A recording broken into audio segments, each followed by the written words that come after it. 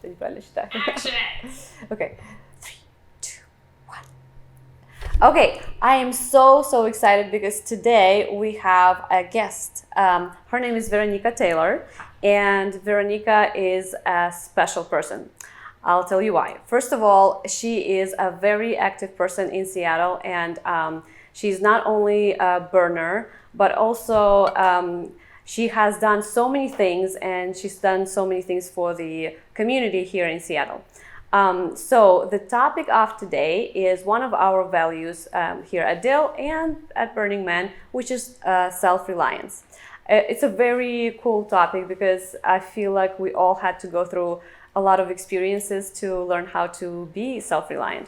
And maybe some of us still working through that. You know, there's a book written by Waldo Emerson, and it's titled Self-Reliance. It was back in 1854, I believe. But anyway, so the whole point of that book is that if you whatever you learn, you have to relearn again, and you pretty much are in charge of your own happiness, and you can make life happen for yourself. And that's a really good concept, and I think one of the interesting things to learn from you as an immigrant and a burner, I'd like to hear all your experiences, or the experiences that you care the most about, that brought you to be so, you know, self-efficient and kind of complete by yourself, and you've done so much. So I just wanted to learn more about Veronika today. Well, thank you so much. Thank you for having me here in Dill. I am pleased and honored. Thank you.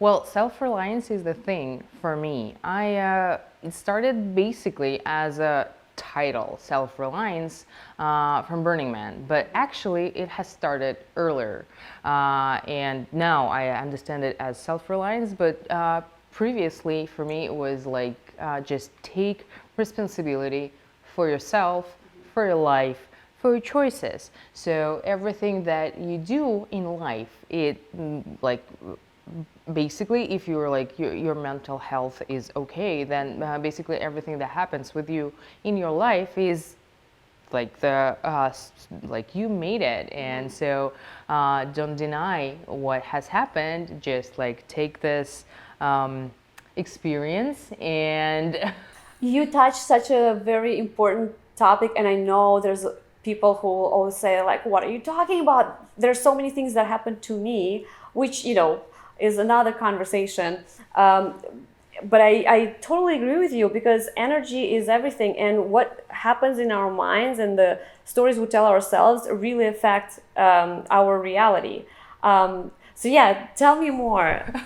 So I do love, so my life basically has changed from the moment when I figured that everything I do, since the moment I took responsibility, and I figured that everything that happens is basically I made it. So, and I started to experience self-reliance in a better way, that I need to be prepared for next step.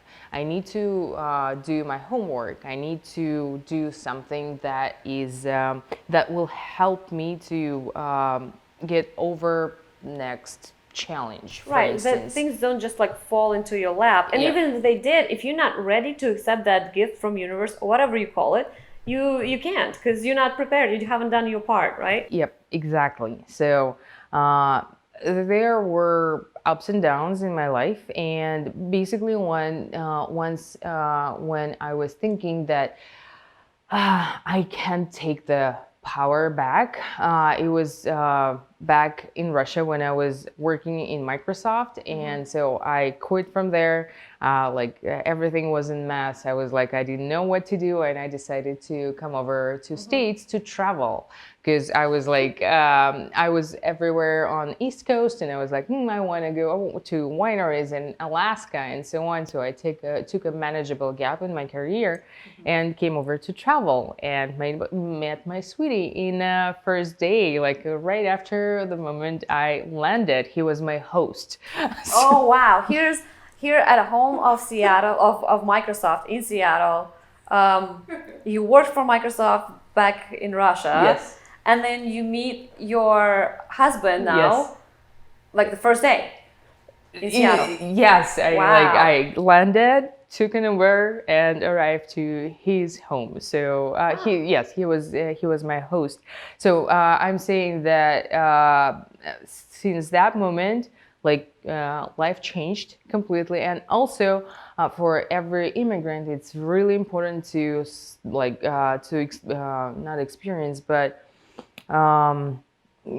exercise self-reliance on everyday basis, because like once you decide to move to another country for whatever reason, you need to take responsibility for everything that happens with you. Everyone who has moved here or anywhere, we all have very unique experience, and we won't be in our new country. We won't feel at home if we won't experience this, if we won't take the responsibility for everything that happens. It's our responsibility to get involved in new culture, in new language, in new society, in new work. And I think that with everything that we do in here as immigrants, the ones who arrived in here as newbies and the ones who arrived here centuries before, we need it's really hard. It is a really hard experience. But I agree with you. I remember moving here, and I think it was a little bit easier in a way because I already had my sister here. But on the other hand, the culture was so different, and I was in Utah. It's a different story. A great place if you like outdoorsy stuff, but if you're coming from a big city from Europe, where you lived, and it's all fast-paced, and then you're kind of dropped in Salt Lake City, where on Sunday it's all just very quiet, just too quiet. It's a weird experience. I agree. But also, while we were talking about that fact that we need to, because we came here, right? We need to readjust. We're learning new things, and of course, for us, it's not like a duh thing. But I, for some reason, start thinking about Brighton Beach and places where you moved, but you didn't really move. Nothing had. I mean, yes, you most likely know English, but otherwise, it's the same things and semichki and all the same stores, and which is kind of fun to have those pockets. It's kind of like Chinatown, right? Yeah. So it is fun to have those, which helps us, to come back if we want to. Yeah, I agree that this sort of ghettos are. For people who maybe don't want to accept change and accept the changes that are happening with them. I also was very homesick for first several months. I think we all experienced that. Yeah, and I wanted to go to a grocery store. I mean, the Russian grocery store to buy herring and rye bread and so on. I mean, every immigrant, I think, experienced that moment. But now, when I'm going back there, I'm getting to the store. I mean, back there to Russia, I'm getting to the store and thinking, oh my God, so many E's, so many GMOs. I mean, where is organic? That is so funny. So it's an interesting experience that you shared, because you're telling us about how when you start your transformation or change, it takes some time, and then you get used to it the more you practice and all that kind of stuff. So tell me more about how, from the moment that you meet your husband as your host here in Seattle, and then somehow you end up from Siberia, correct? No, from Moscow. From Moscow. Siberia. Why is okay? You have to explain us why Siberia the camp. Yeah, and why? Why? So, my nickname, my play name is Siberian. Okay. So this. Okay. Yeah. People don't know about this, so hold a second so we can connect all the dots. Okay. So your name on Playa, which is at Burning Man is Siberia. Yes. And so now, how the heck did you get to Burning Man? How are you getting to the dust? Okay, so it was another fascinating story that I was like, oh, when I was thinking that I'm coming to travel, I was like, oh, there would be a Burning Man there, and like maybe I will go there. So how did you even hear about Burning Man first time? It was like some pictures on my Facebook feed, and I saw it, and I saw like Burning Man. Was it already here or back in Russia? Back in Russia, Boom, 3 years before the move. So I mean, I've seen the pictures of like these pictures that I'm not happy with right now, the ones with the models with the dust, like these ones. So I saw them and I was like, that is probably nice and cute and so on. And when I was thinking that I'm gonna be here for quite some time, for like 4 months, and I was like, oh, Burning Man would be there, and I would want to go there. And I opened their website, saw the tickets cost, which was $390 back then, and I was like, oh no, it's too expensive, and closed it. And so first day when I arrived in Seattle, and I was thinking that like if universe will give me some if universe will provide, then maybe I will go there. And so when I arrived to my future husband's house, during some like small talks during the first evening, I asked him, does he know anything about Burning Man? And he was like, I work for Burning Man. And I was like, what? And he was like, I work for Burning Man. I was like, what? He was like, I worked for Burning Man for 8 years. I was like, no way. And like, so it turned out that he's working for Burning Man. He's working for Burning Man org. So he's the part of the organization that orchestrates all the event.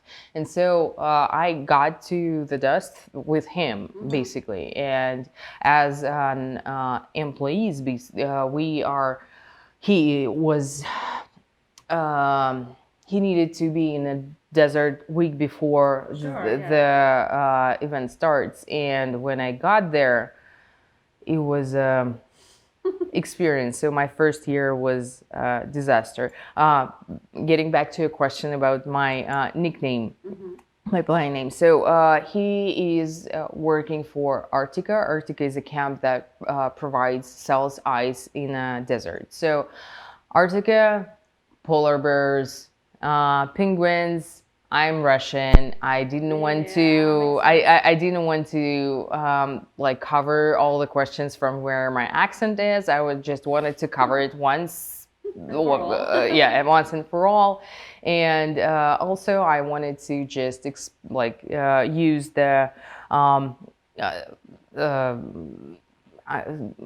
perception about Russians. I don't know, like, so like Russia, so it's generalization about Russians. So like say Russian means bear in a hat somewhere in Siberia. So I was like, I'm gonna go with Siberia and I will cover all this stuff. And also I wanted to play with like opposite things that Siberia in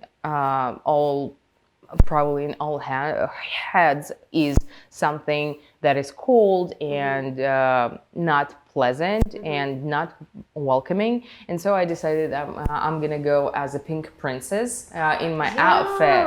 And so I decided that all my outfit will be pink and sparkly. And so that's why I'm like, I love that.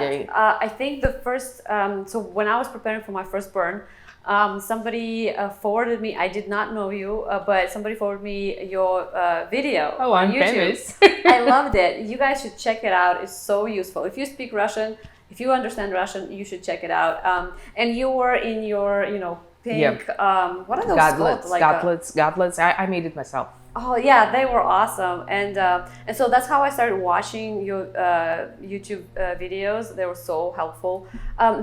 It's true that there's a lot of information, but it is not very well organized, and especially if you don't know English well, these are just like super helpful. So thank you for doing that. And if you're going to Burning Man, you should check out her videos. It's going to be down below. But anyway, yeah, let's continue. So, Can I talk about this channel too? Because it's part of Self-Reliance, actually. So my first year at Burning Man was disaster. Not a lot of burners can admit it, and maybe the ones who are like who didn't have a good experience at the Burning Man, they're not going back. And after first year, I experienced very mixed feelings because it was not pleasant for me. Basically, on the physical perspective, I wasn't ready for 2 weeks in the desert.